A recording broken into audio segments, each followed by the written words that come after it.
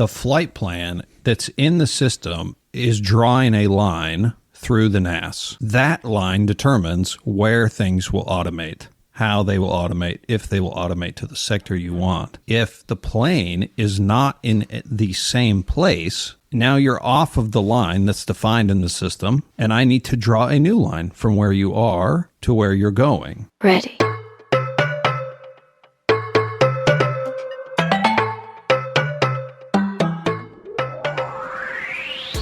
Welcome to Opposing Bases Air Traffic Talk, an aviation podcast by two air traffic controllers and rated pilots who love to talk about flying, controlling, and everything in between. The show is for entertainment purposes only and should not be used as a substitute for your instructor, your supervisor, the FAA, the NTSB, or your CAT. The show will give you a better understanding of how things work in the National Airspace System and maybe even make you laugh along the way. Please welcome retired Army pilot Alpha Golf and first officer at Penguin Airlines, Romeo Hotel.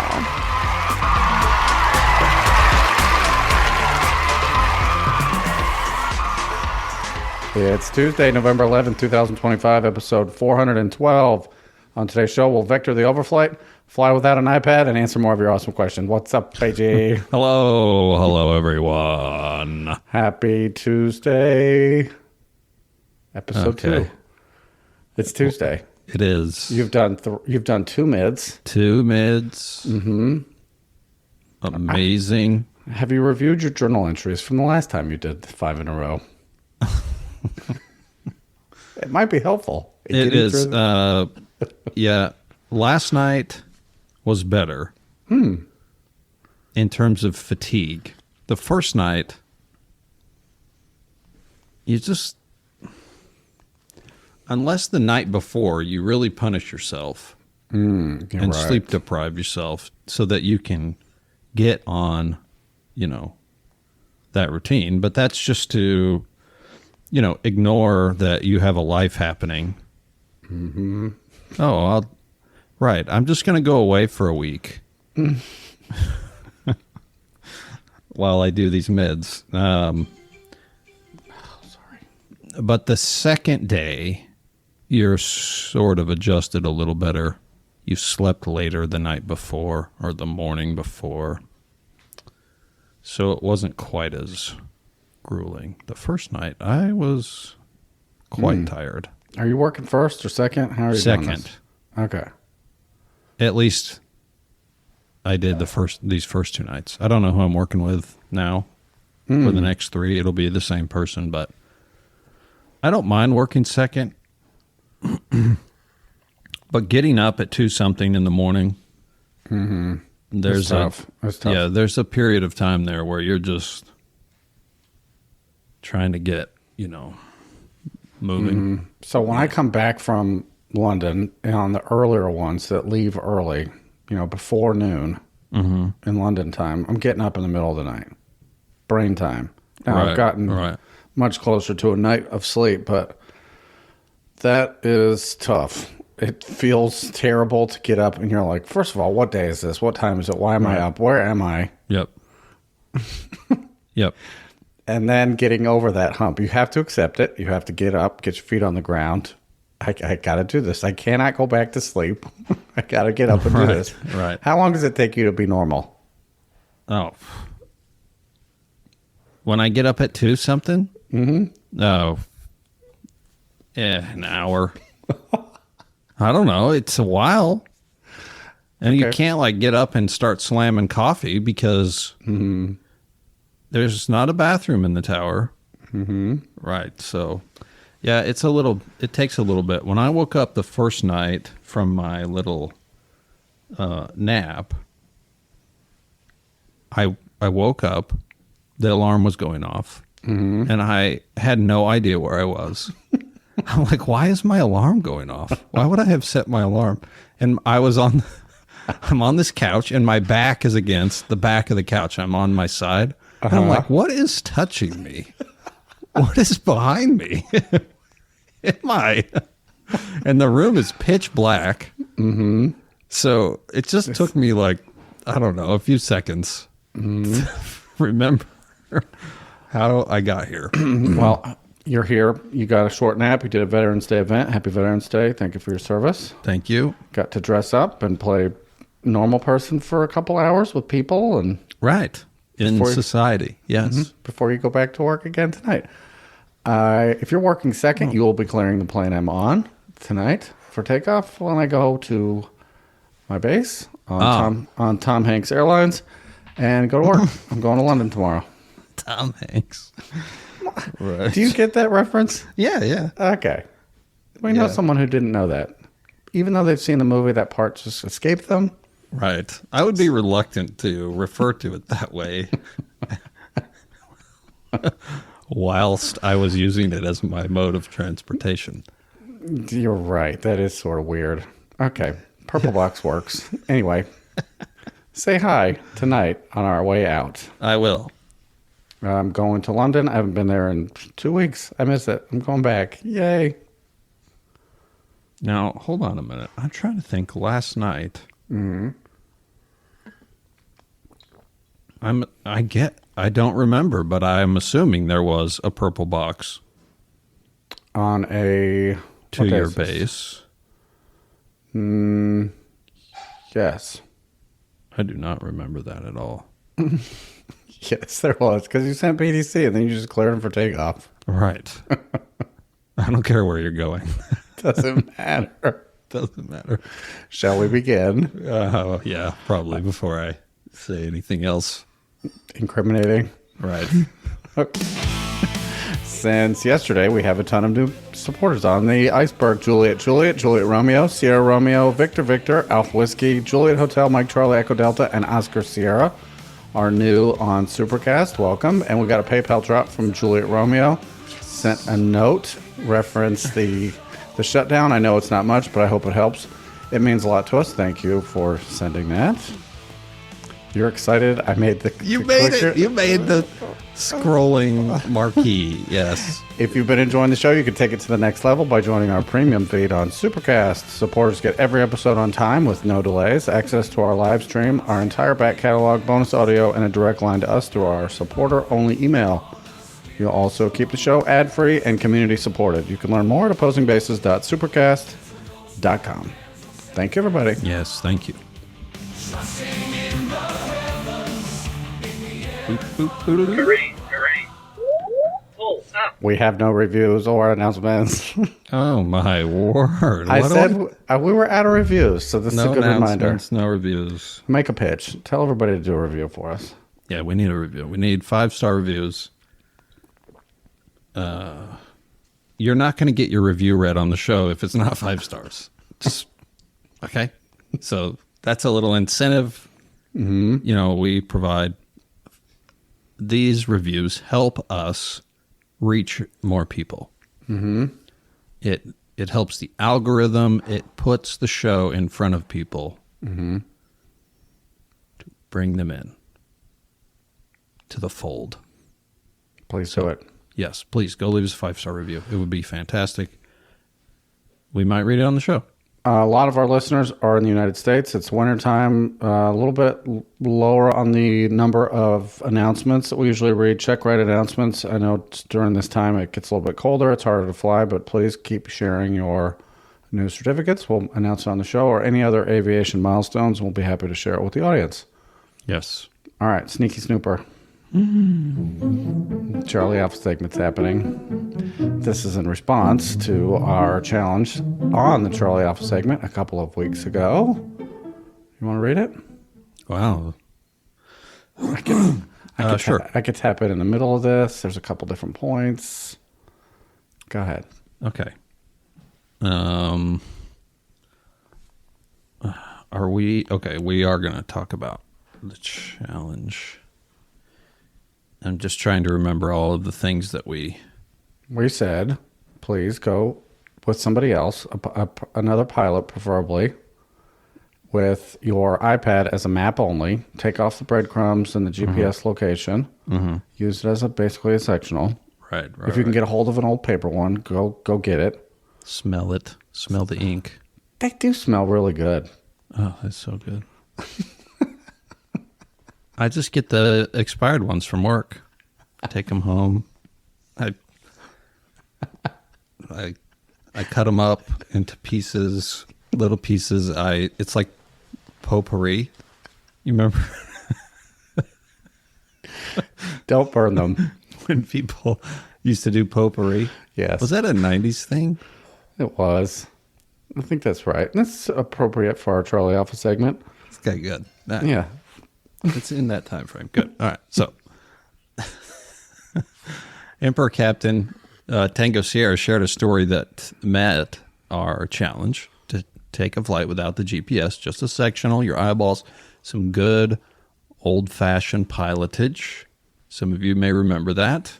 Mm-hmm. All right. So, from Tango Sierra. Howdy, folks. Thinking back over my flight training, I realized I've gone through almost exactly the challenge you proposed in the Charlie Alpha segment from episode 409. The year was 2022, and I was the proud new owner of a not at all new Beechcraft Bonanza. When it came time for transition training, an insurance requirement, but also a very good idea, I found a CFII based at the Retired Astronaut Echo, northwest of the Mile High Bravo. He offered to help me pick up the airplane and ferry it back to his base for training. Perfect setup, about halfway between where I bought the plane and my home field, and it gave me a chance to explore airspace I'd never flown before. After a few days of pattern work, he must have decided either A, I was no longer a menace to my landing gear, or two, he'd simply had enough of watching me redecorate the runway numbers, so we switched gears for a little exploring. He asked me to plan a flight exactly as you suggested, tablet for the map, but no own ship. So turn off the little airplane, simple. Mm-hmm. Zoomed way out on the panel GPS. I learned to fly a few years before the iPad hit the market, so this wasn't foreign, but also wasn't a fresh skill. I plotted a route from Retired Astronaut Echo northeast to Silvertown Echo in northeastern Colorado, picking landmarks that seemed unmistakable from the air. That seemed unmistakable. So, famous last words. Key word here. I started over the Go West Young Man Town, where I'd logged roughly 23,000 full stop landings in the 2 or 3 days before, and thus simple to find. Then continued northeast until I spotted what appeared from the sectional to be the only east-west road in the county. Appeared, seemed. These are clues, little clues. The only east-west road. My plan, follow it straight to Silvertown, enter the pattern, easy day. Lesson 1.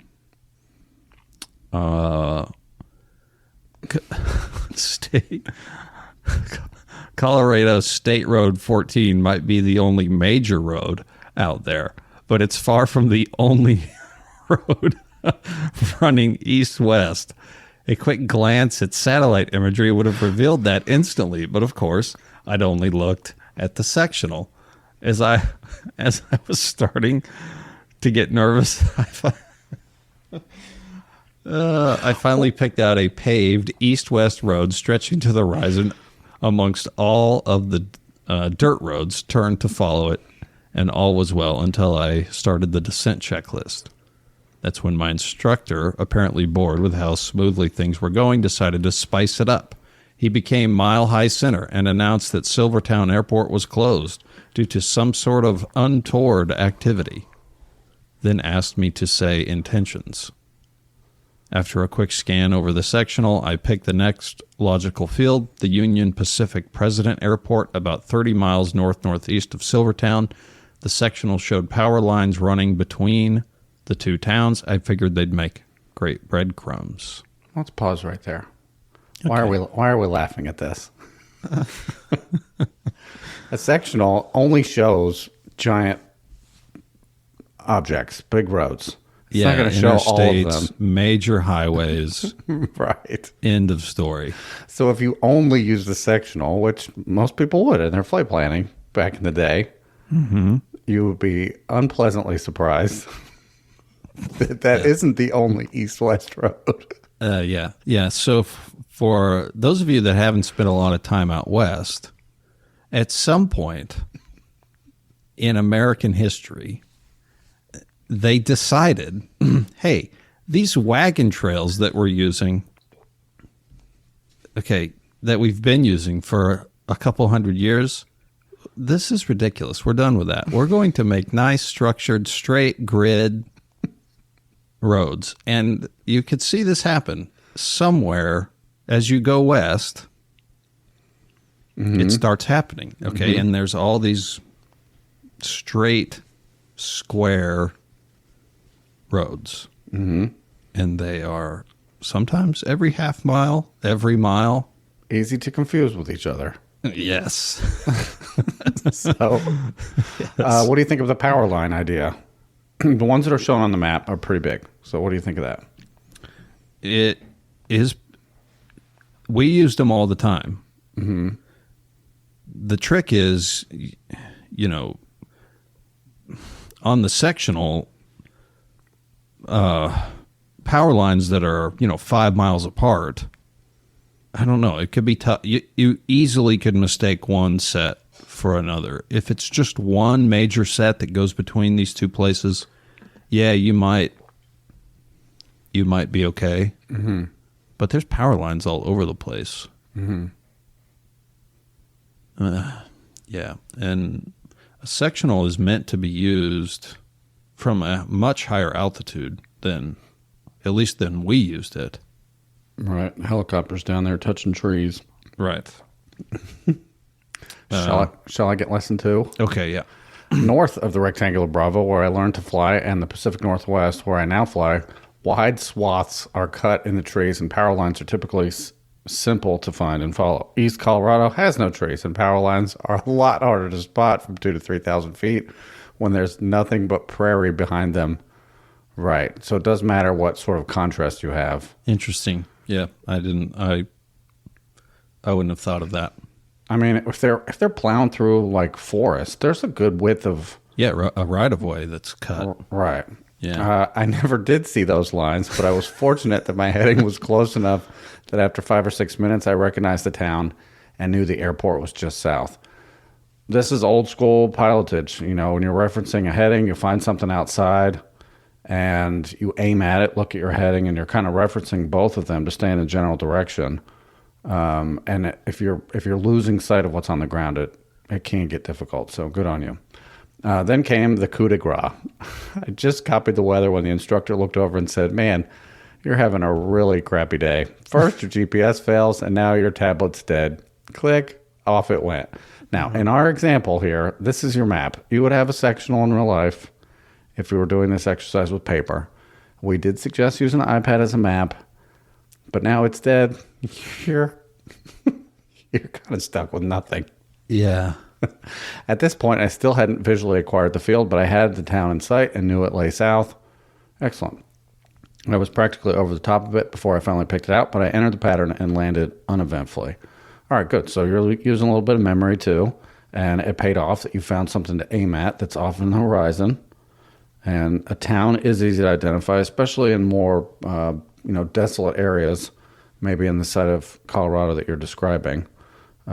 Obviously, a town kind of sticks out. So I'll pause right here. There are a lot of private applicants that get to their check ride and probably couldn't do this. These things we're talking about right now. Right. Because they're so used to having this blue dot following them around, and they know exactly where they are. So, of course, I'm right here. I'm right where the blue dot is. When you take that little comfort blanket away, it's easy. It's super easy to talk yourself into this landmark that you're looking at on the map matching the thing you're seeing outside. Oh, that must be it. And you start telling yourself, oh, this little curve has to be that little curve. Right. And this little bend in the road, that must be that. And you could be totally wrong. You're describing a skill that I don't think is practiced anymore. Yeah. Really getting into the nitty gritty, bodies of water. I trained up in the Northeast, there were lakes everywhere. Now there was an ocean that was helpful, but once you got inland, Right. you were pulling out little ponds and lakes, and you're referencing a curve. Like, okay, this one has a little island in it. Yep, it's that one right there. Yeah. This one should curve back in this direction. Look, it does. You're kind of confirming what you see, but you're right. It's very easy to say, Yep. this is where I'm at. No, Oh, yeah. it's not. This power line is this one on the map. Right. Mm-hmm. And then when you're so sure of that, everything else you make it fit into what you need it to be for that reality to continue to exist. Forced expectation bias. Yes, yes. Yes. So I don't want to get ahead here, but I instantly thought when the tablet's dead, okay, or my map got sucked out the window. Mm-hmm. Happened. That has happened.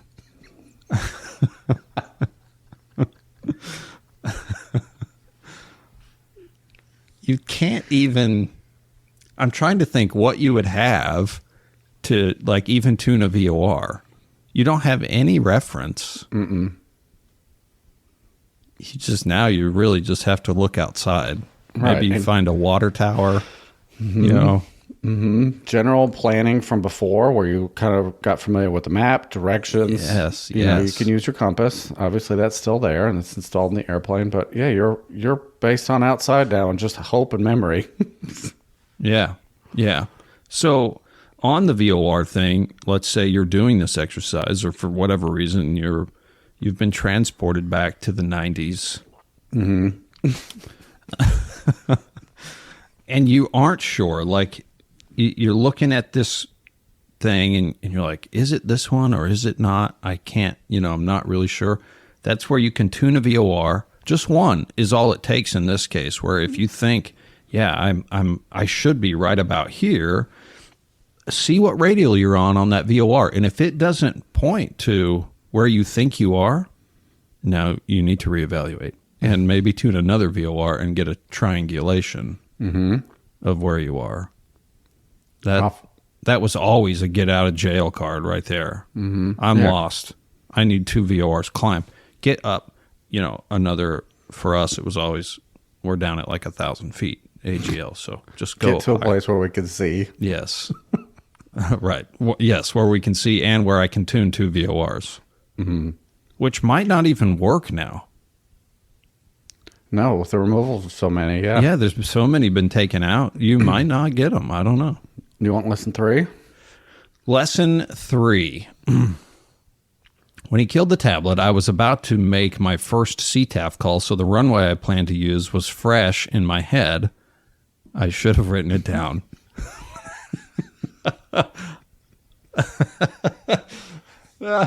I've been there. When I keyed up again, the number had completely vanished from memory, and without the EFB, I couldn't just peek. I took. I feel your pain, man. Mm-hmm. I feel it. I took an educated guess, which turned out to be right, and confirmed it when I turned final. We were the only souls around, but in a busier pattern that could have made for a very confusing situation. Mm-hmm. Yes, I have been asked on frequency, do you mean this runway or are you at a different airport? Are you sure you know? Which can happen because CTAPs are shared. Yes, yeah. The FAA loves getting that one frequency, 22.8, for like 6 airports within 30 miles of each other. Oh, yeah. Everybody can hear each other. Yeah. Oh, my gosh. All right. All told, it was a fantastic challenge and one of those lessons that sticks forever. If he happens to listen, a shout out to Mike for crafting the scenario and getting me squared away in the Bonanza. Echo Charlie, Tango Sierra from north of the weird Charlie. Oh, maybe I know where that is. Excellent confidence building. I love this story. Mm-hmm. This is the only one we've gotten. No one's done this challenge and shared their story with us yet. Yeah, it's just interesting. It kind of makes me feel old now because this was the only way that we flew around for a long time. Mm-hmm. The GPS, there was no moving map, and we had a GPS, but it didn't have a map. Mm-hmm. It would display a grid. Yeah, good luck doing that in real time. Right. It was useless. Right. Yep. When we went on cross countries with our students to places we had never been before, all we had was paper maps. I didn't have any moving maps. Yeah. We had paper maps, so their planning was important because guess what? I'm going there for the first time too. It's not like I recognize any of this. Yeah, right. So you better be confident in your ability to look outside and correlate. Those are the skills that are important. Correlating the map with what you're seeing Yeah. is an important skill. So If we really got lost, you could go, get out ahead of where you think you are, pick a major grid coordinate that's easy to type in. Type that in. The two flag, the needle would swing around and say, yep, it's this direction. So you're this radial of that thing at this distance. And you could sort of reorient pretty quickly doing that. So the GPS could, be helpful in that sense. But yeah, otherwise it was not helpful. cool. Thanks for sharing the story. Yeah. Moving on.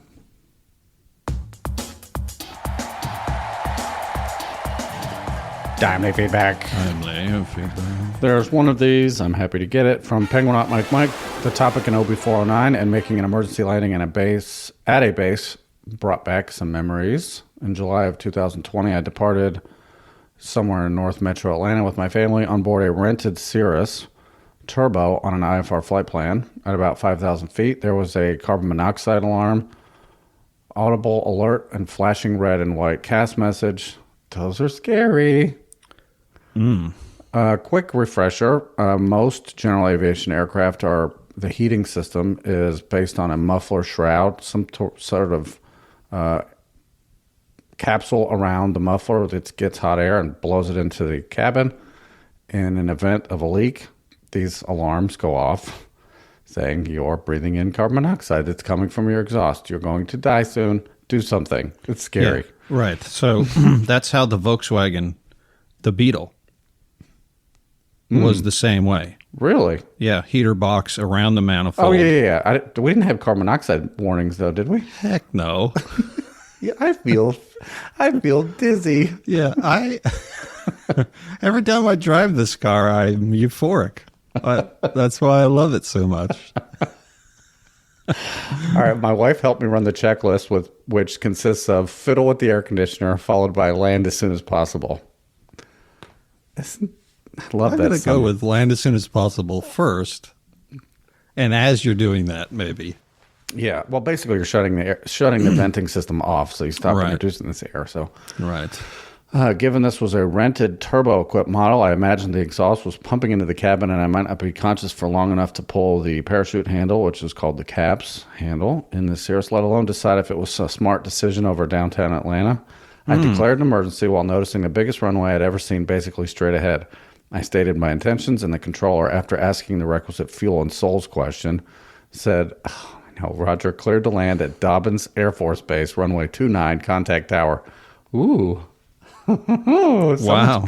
Coordinated your landing clearance. Yeah, that's excellent. After greasing the landing right on the center line of a 300-foot wide runway.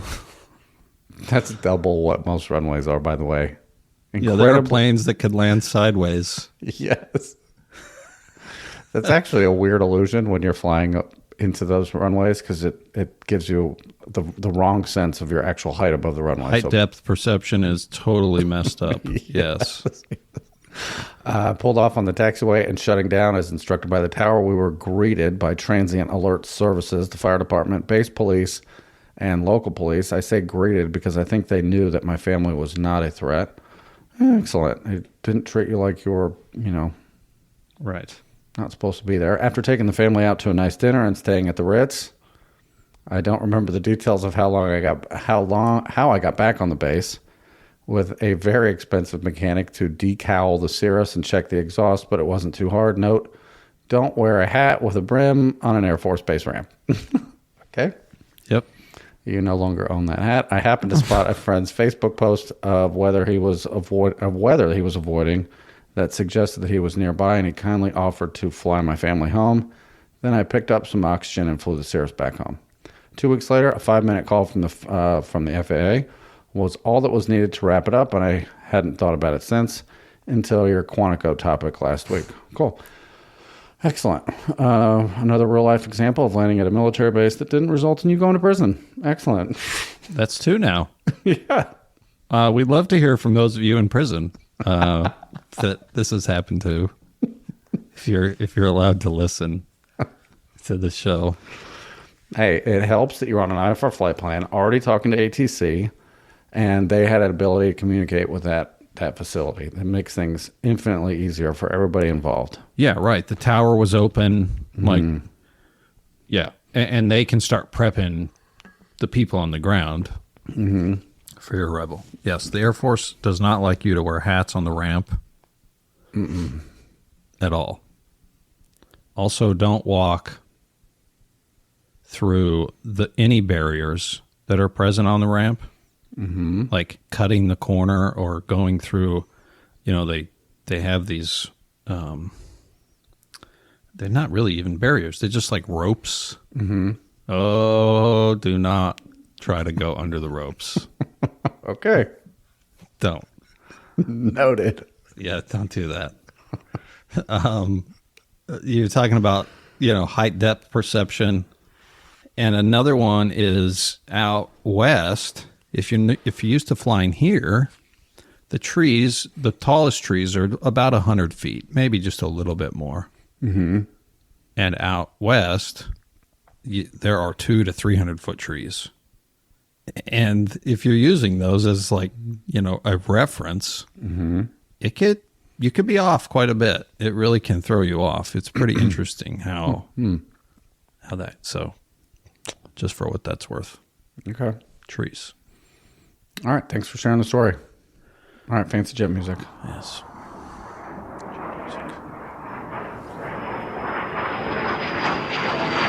All right. This week's show topic: automation confusion and vectoring the overflight, sponsored by Penguinaut Sierra Alpha. We have some audio to play. I have some visuals up while we're playing the audio. We'll get this on the screen. The audio is about 4 minutes. And I think the 2 pieces of information we have on pictures will help. We're looking at a sectional, the original flight plan, and then an overlay of weather on a generic map from FlightAware that shows the path. And I think the point the plane is at is pretty much where this confusion started. Okay. All right. I'm ready to hit play when you are. Stand by. Oh, wait a second. Did I put I that don't in see there? it in there. Hold on. All right. That's my fault. I knew I had something I didn't do. Give me 1 minute. Let's see. I can go over the filed route. Yeah, do that. Okay, so where is this taking off? North of Detroit, it looks like. Going to Falls, the Howie 4, Brock, Durlow, T608, Bimro, T608, Rochester. Yeah, I highlighted that. That's Rochester. important. Okay, Rochester's important. ROC. T445, Beeps. Victor 34, HNK. Don't know that one. Victor 273, Falls with a Z. Which is near the airport they were going to. The rest is sort of doesn't matter. Huh. I don't really understand. Oh, maybe this will all be explained. I just realized what you're saying, and yeah, I think that's part of the problem here. Okay. All right, the audio's in there. I'm ready to hit play when you see it. I think I hit the loop button, but make sure of that. Mm-hmm, you did, and I see the audio. I'm ready. 1, 2, 3. Hey guys, Sierra Alpha here. Just had a situation come up this past weekend that I thought you guys could shed some light on. I was flying from Michigan to New York, and I was cutting through Canada. I was on a Tango route, Tango 608 to be exact, and when I was in Canada, the controllers gave me a little shortcut that basically made it straight across. There were some other fixes that kind of curved it north, but this made it straight across, which was great. And as I was getting closer to Buffalo, they passed me off to Buffalo Approach. In my route, I was only at 5,000 feet. I was relatively low. It was IMC, and there was some icing, and so I was down low. And my path took me pretty much right directly towards the airport in Buffalo. And as soon as I got passed off to Buffalo Approach, they had vectored me to the north, which made sense because there was quite a bit of IFR traffic, and I thought he was just getting me around the airspace. But as I got further past the airspace, I got another instruction to descend to 3,000, which struck me as odd, but I was respecting the controller and that airspace, and then Rochester, New York, that's kind of north of it. It was kind of congested, so I didn't see a direct conflict in my ADS-B on my system, but I just kind of assumed that he had a plan, and I wasn't trying to rock the boat, so I didn't really chirp up. But it definitely struck me as really odd.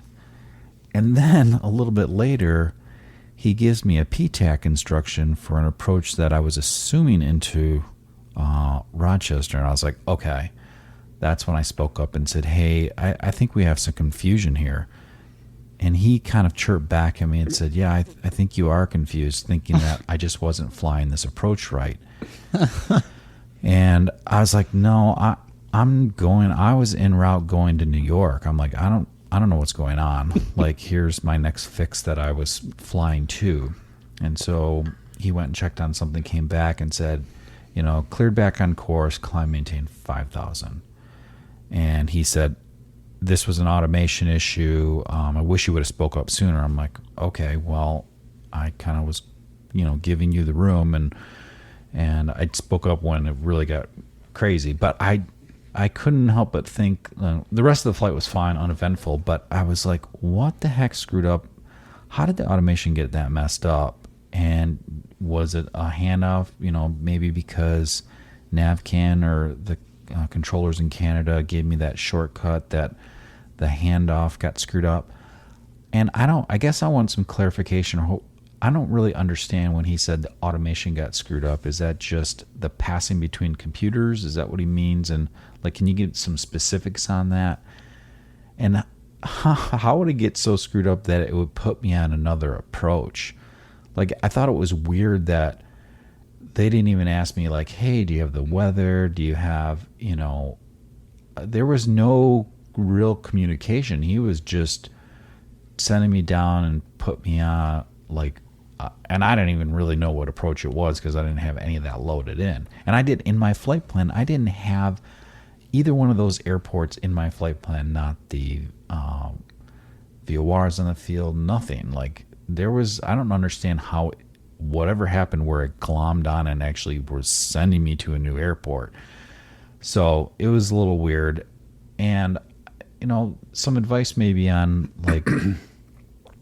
when would be a good time to chirp up. I guess in hindsight, when they gave me a vector, typically they'll say, hey, turn to this heading, vector for traffic. He didn't say that. He just said, turn to this heading. So maybe that was a first clue. But again, I want to be respectful, and I know that you guys as controllers have other things going on.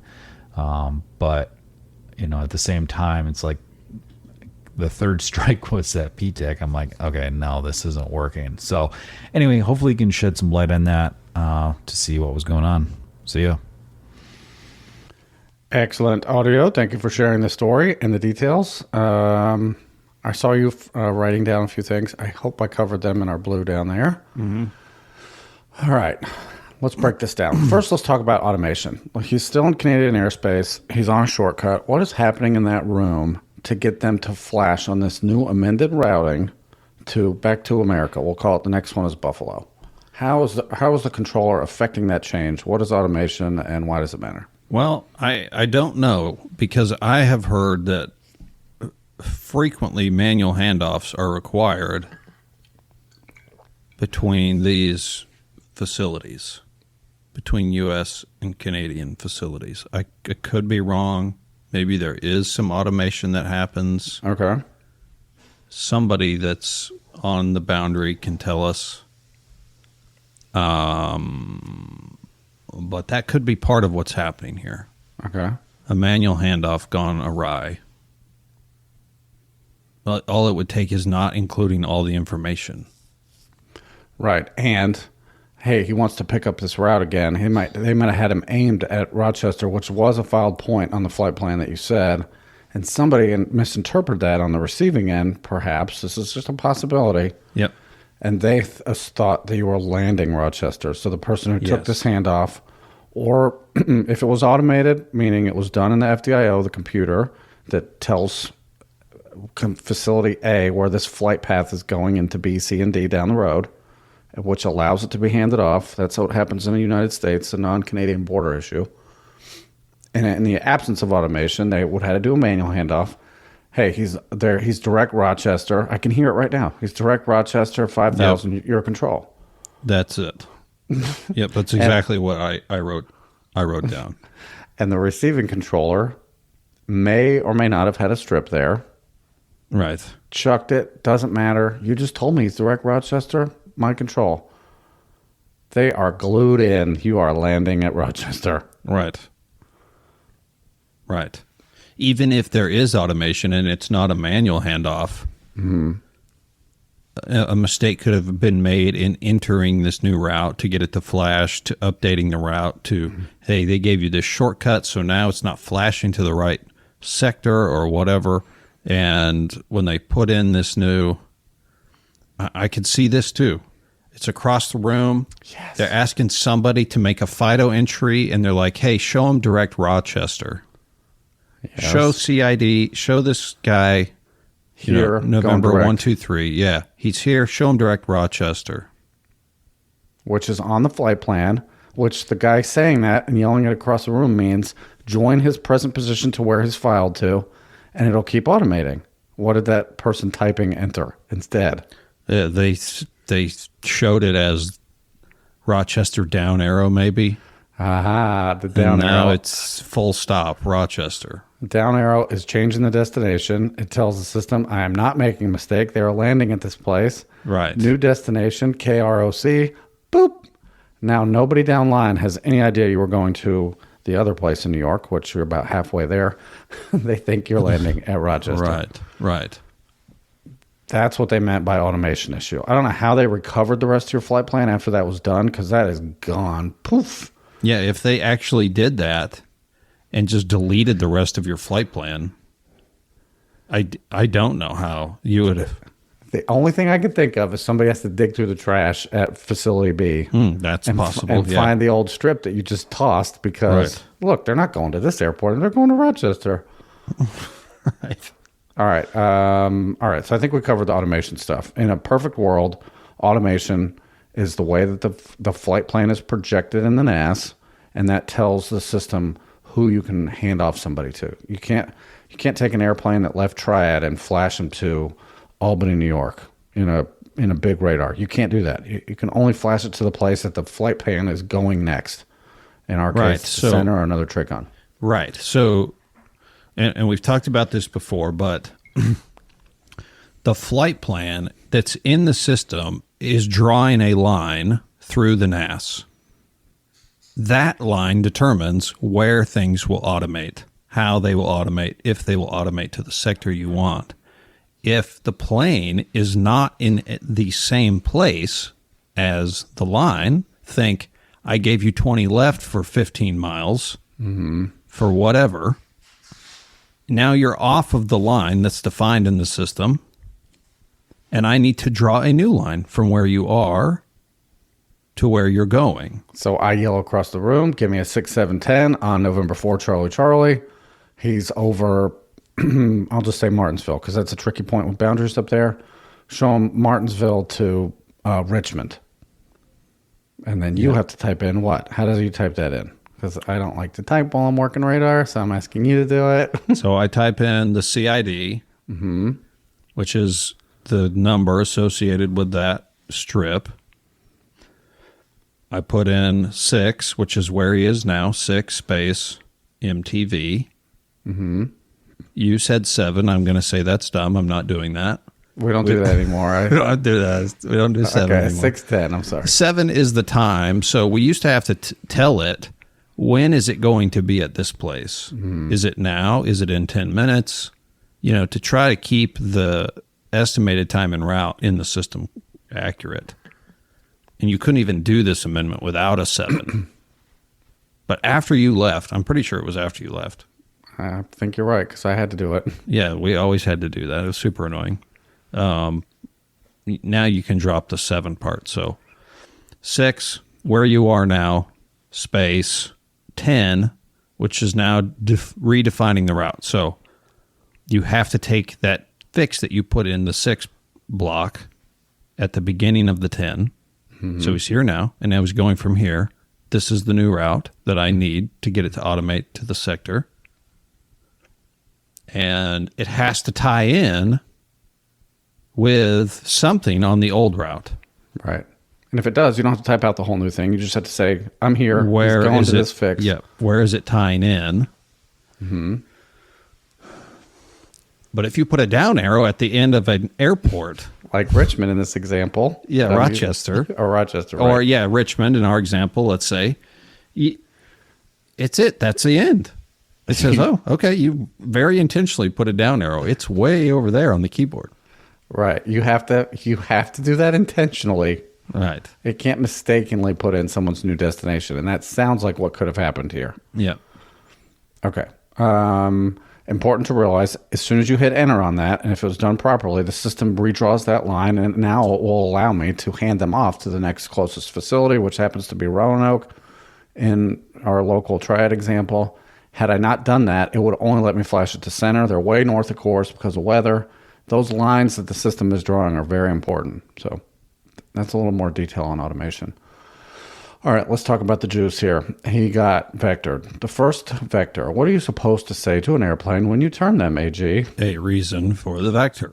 No, this is a vector for the ILS. This is a vector for traffic. This is a vector for weather. This scenario is a really great example of why some of these requirements are in the 7110. Ta-da! Yes. Why do I have to say that? This Right. is why. This is why. If you're flying along in the NAS and you get a turn and it isn't obvious to you why, even if it isn't, they should be telling you why you're getting a turn. Yeah. They should be telling you. And this is the time when you say, vector for the ILS, I'm 400 miles away from my destination. This can't be true. For what ILS? Where do you think we're landing? Oh, you guys are way ahead of this. I think the controller was using strips here. I think the strips said they were landing at Richmond, Rochester, and that's the root of the problem. They had that other strip had been tossed into the trash can with food and spit and just gum and just disgusting. But Yeah, gross. the Other data gross person things. had to go back in and find it. All right. So one of your questions was when do you chirp up? I think you did what you had to do. You were giving him the respect of, I'm not going to bug this guy. They vectored me for a reason. The descent from 5 to 3, that is a little weird. Would that make you suspicious as a pilot? You're halfway to your Probably. destination. Yeah. Okay. But I might not say anything. Me neither. Huh. I would think it. I would say it out loud to another person in the airplane. That's weird. Why are we getting a descent? In your case, you had some icing going on. This aircraft is equipped with anti-ice and de-ice, which is great. A lot of planes might think, okay, maybe they're trying to get me into an area with lower temperatures, or higher temperatures rather, where freezing isn't an issue. That could be another thought process on why you might not say anything then. When you get turned and given a PTAC, rightfully so, you spoke up and said, wait, what? I think that was the first time that most pilots would probably speak up in this case. So this has happened to me as a controller a couple times. We get an airline from Metroplex, landing at Triad. They come over a certain route. And the only time we get that plane is when they're landing at Triad. Because if they're not, they go higher and they go on a different route. Okay. Okay, so even with using strips, the plane is broken for pressurization. So now they're not landing at Triad. They're in overflight at a low altitude, the same altitude that they would be if they were landing at Triad. Mm-hmm. You're busy. You didn't pull the strip. Mm-hmm. You just see, oh, this airline on this routing at 9,000. It's coming here. They're coming here. Twice that has happened to me. I say turn left heading 360, vectors to final, descend and maintain. And they say, no, we're not going to Triad. And then I go, oh, and I pull the strip. I say disregard. My bad. Clear direct. When it happened to me years ago, we talked about this on a show. When I vectored an arrival that was going to Duke with the same runways, I said all the things that made sense. Fly heading for this vector for ILS runway 23 left. Same runway, right? Which has that runway at the destination airport at Duke. So Right. I got the airplane down to 3,000, gave them PTAC before they finally said, what are you doing? Man, they were in full trust mode with you. Total trust mode. They were high too, right? They were like, No, I got them down into normal places. no, I mean they started at 9 or 7. Yeah, you're right. They started at 11 or 9 going eastbound Okay, from tracks. so they're like, what are we doing here? Why are we descending? It's so early. But that flight was relative to the distance they flew on that flight plan. They flew from like Kansas in a Cirrus. Yeah, to right. Duke. So they were only 70 miles away. So after a long day of flying, When you zoom out on that route, 70 miles is nothing. basically there. Right. Some trainees have finals that are 70 miles long. What's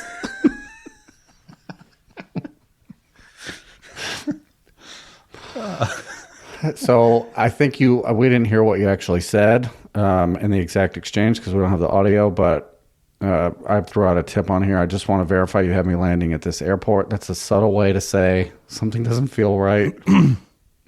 And it gives them the ability to say, no, I don't have you landing there. Yeah. What other ideas do you have? So you talked about the ADAs. Mm-hmm. That would have been the first clue. Yep.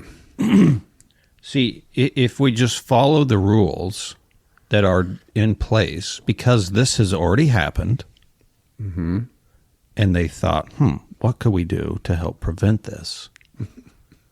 We could just give little clues as they go along. Advise when you have the ATIS. How could I possibly get the ATIS? It's 400 miles from here. Right. Oh, where are you going? Now this problem is solved. Right. Before you get descended and turned and Right. this awkward exchange, the controller saying, I wish you would have spoken up earlier, was probably reactive. They were upset. They're probably doing some exchange with somebody else on the phone line. Like, what happened here? How did you guys put us in this position? Right. Like this You made me look dumb. You made me look dumb. It's your fault. Yeah. And they kind of made it sound a little bit snarky with the pilot, but I think that, Yeah, I wouldn't worry about that. yeah, let it go. Because you don't know. I mean, you just don't know. Like, is this for traffic? Is it, I don't know. I don't know what he's doing here. Mm-hmm. If you're not sure and something like this seems out of place, when the first thing that happens, I wouldn't be scared to speak up. Mm-hmm. What is this turn for? Can you tell me what this turn is for? Yep. Just so we're on the same page here. Is this for weather? I see weather on this thing. Mm-hmm. Is it for traffic? Like, what are we doing? Mm-hmm.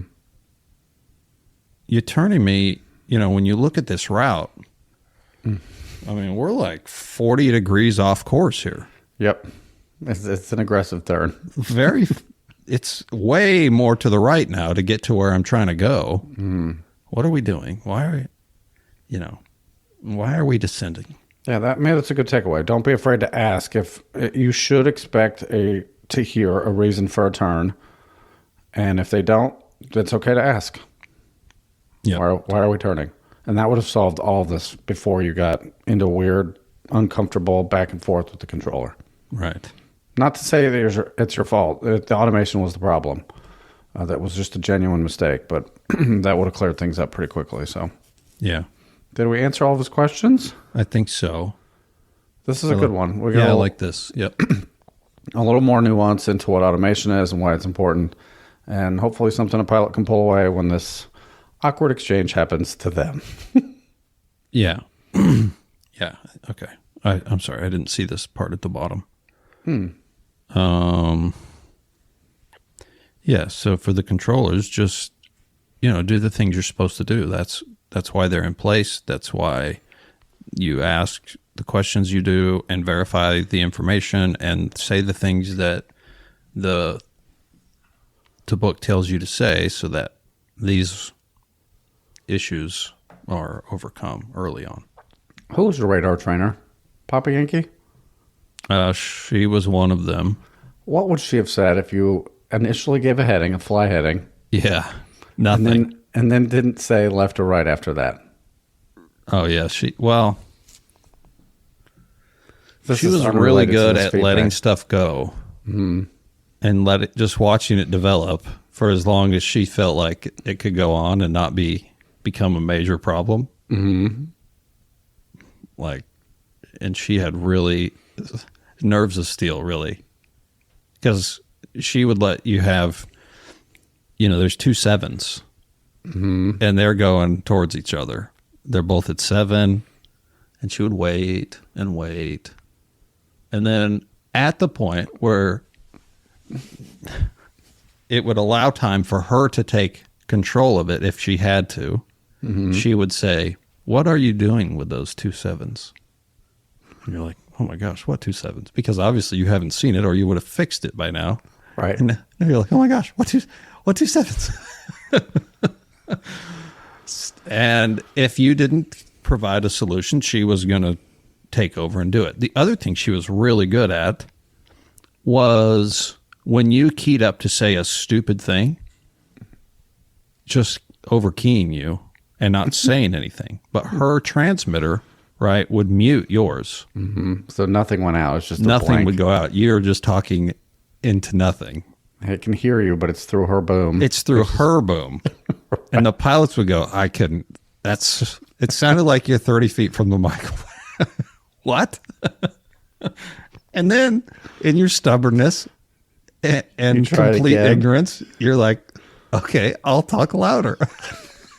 She's overkeying you to prevent you from saying this stupid thing. She was really good. I had a couple others too, but Whiskey Bravo was one of my trainers, and if I didn't say turn left or turn right after the initial heading, he would lose it. Like, he was convinced that I didn't know my left from my right, so he'd make fun of me. So it's beat into you couldn't into just my say head. fly heading. No, once. That's it. You get one time. You get a once because you don't know which direction they're initially going. you don't know, right? Yeah, but then after that, you gave them a 140. If you give them a 120, it's a left turn. I may agree with that. I may have made sure my trainees never repeated that mistake as well. But anyway, when the reason I ask is I'm reading back my headings in a certain airspace where they say fly heading 50 times. There's no left or rights. I am so used to saying it that I read it back with the correct direction of the turn. Right. Or left. If they say fly heading, I say turn left heading. Okay. I like it. I'm the only one who's picking up on this, but anyway, what else about this feedback? Anything else we missed? Let's see. I did write some stuff. Let's see. Manual handoffs. Oh, yeah. The weather. We talked about the ADAs. Yeah. I think we got it. Okay. Cool. Cool. Yeah, good one. Yep. Great feedback. Thank you for sharing it, and thank you for supporting the show. Moving on. Play music.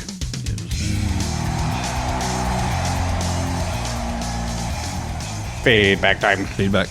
All right, we have an audio and we have a longer one. I'll go ahead and read it if you mind. Go ahead. Penguin at Delta Lima. Greetings. Hotel Charlie Papa here from the non-towered field with Les. Less than 3, but more than 1 tree near the hipster Charlie. Less than 3, but more than 1.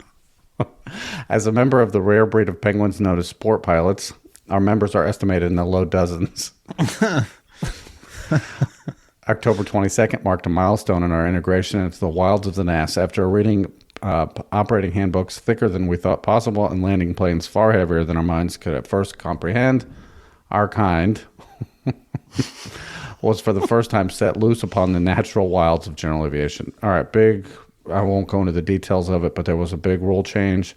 It was announced at AirVenture this year. It's a big deal. Mosaic, modernization of special airworthiness certificates, and the classification of pilots and what type of planes they can fly with these sport ratings has been enhanced. So a sport pilot was limited to around 1,300 or less, and now they can go higher. It's performance-based, not weight-based. And it opens them up into pretty much almost everything that's in the general aviation realm of rentals. So it's a big deal for them. Yeah. This is big. The process of getting checked out to rent a Skyhawk, which is bigger than what you used to be able to legally fly. This is a step up in terms of size, and it has other seats versus 2. It was eye-opening. These beasts are reassuringly heavy, stable in turbulence, and far more tolerant of crosswinds than the sub-1320-pound kites I'm used to. Some even require you to hold the yoke a third to the right to fly straight and level. That's not uncommon in GA, just the way they're rigged, and the cables get worn. And don't be afraid to ask somebody about that, though. Like, hey, I had to fly like this the whole way to stay straight. Hey, I want you guys that have been out there flying Skyhawks and Cherokees to appreciate what is being said right now. That someone is appreciating the heaviness and stability of a Skyhawk. Right. Okay. So it could get worse. Yes. Just know that. But what really stood out is how different they all are. Maybe it's my experience renting the same RV12s, which is a Vans product, very common. But in the 4 lessons I got, I hit 4 different airframes and 4 different sets of avionics. G1000s, which are big touchscreens, Dynons with an iPad built into the firewall, dual G5s, which you and I used in the Skyhawk. We flew to AirVenture, the attitude indicators in a G5.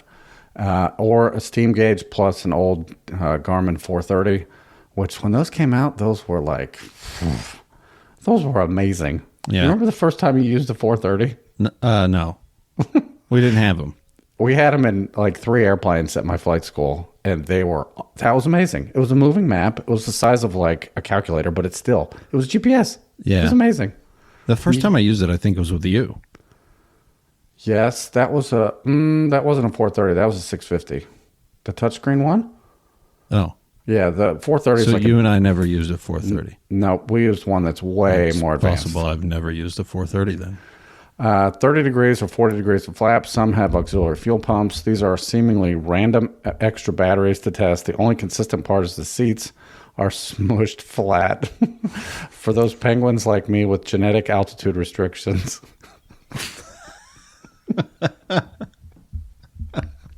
I would strongly recommend bringing a booster seat. I'm sitting on one meant for GA. Oh. I used to have an Oregon Aero seat for the helicopter, memory foam. I don't know if you're familiar with that product. Yeah. Mm-hmm. It was amazing. For comfort, not for height. Both. Okay.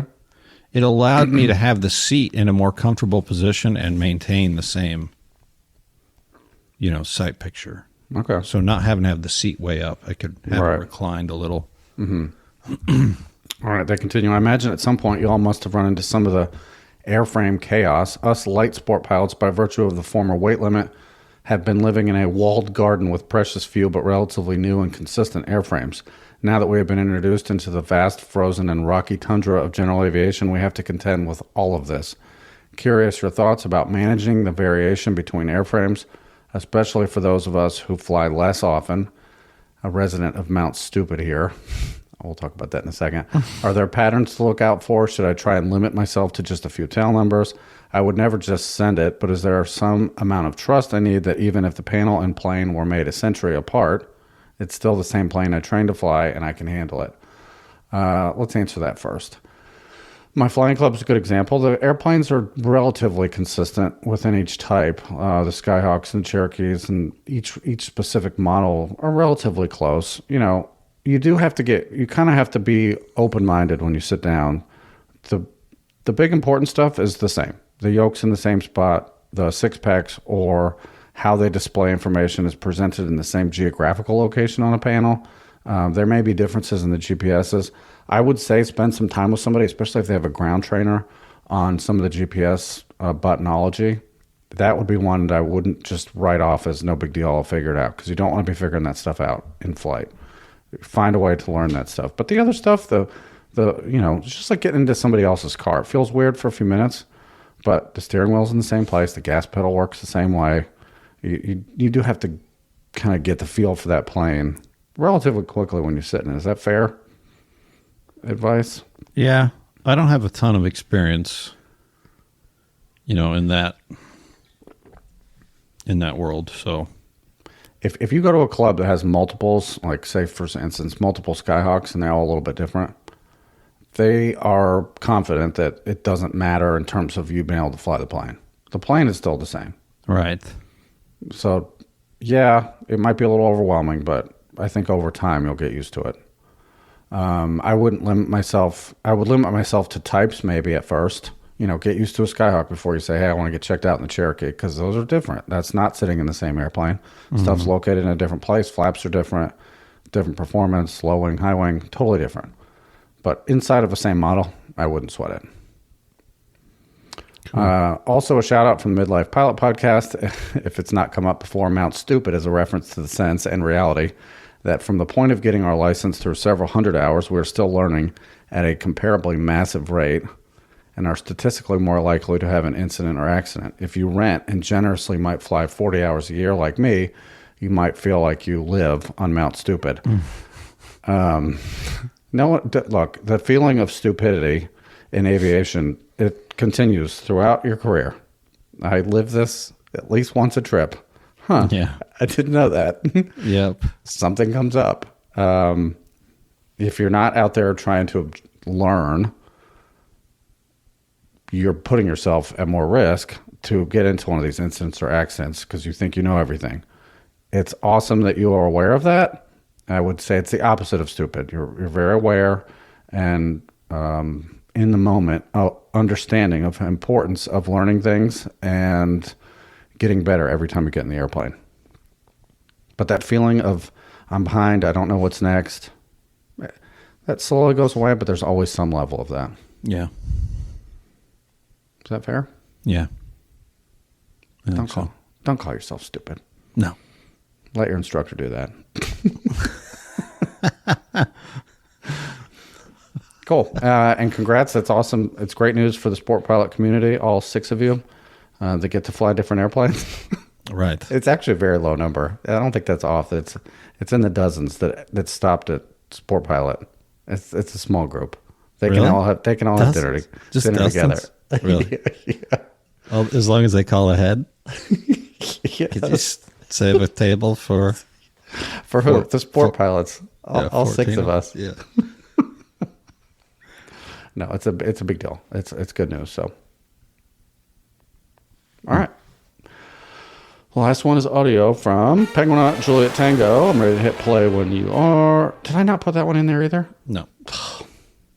You'd think 5 minutes ago I would have realized that I did this. Give me a second. All right. This is where I'll say some words, different words, to fill the silence that you've created. In the Chinook fleet, across units, across active duty, across reserve guard, you name it, you could pretty much get in any Chinook and the cockpit was going to be identical. I mean, identical. Maybe a radio is like a couple spots down, because they had all these. It was modular. You could kind of put Sure. it wherever, but mostly everything is right where it's supposed to be. In the back, where how straps would be put in and how different cargo would be, standardized was sometimes different. The flyaway kit and all this stuff was maybe in a different spot, but pretty much you could just get in any Chinook and it was going to be almost exactly the same from a pilot perspective. The fleet I'm on, there's some little differences in the audio panels. We had several merges of companies and planes and assets pushed together into one fleet type. There's definitely times when you look down and say, huh. You have to think for a second because some of the radios and specifics are in little different spots, little different switches. It's nothing that's going to hurt the way you fly the plane. It's just it makes you think, pause for a second before you do it. One of the radio to communicate and how you switch and select your frequency, you do have to pause and look at it because if you're used to one, some of them have a toggle switch. You're going from left radio left display to right display. You could see both frequencies displayed, each in their own little LCD box. Okay.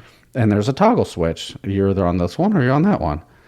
Now, some of them have a button in between them where you switch to the active one, which is always on the left.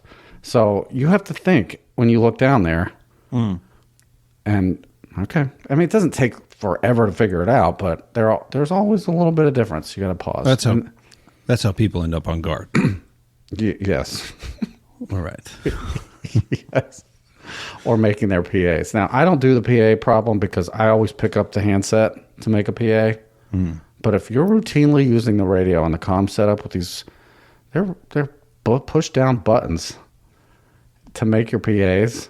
You have to select the PA button. It is very easy to mistake that button for COM 2, which is super close, which is usually guard. Guard.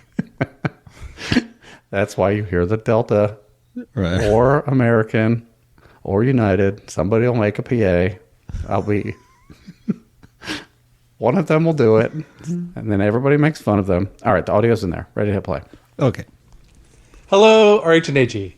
Patron Juliet Tango here, flying out of the Constitution State's most populous city, Delta. On OB384, discussing LOAs, you mentioned that your LOA with Metroplex changes almost completely depending on which direction Metroplex is landing. This called to mind another recent OB episode.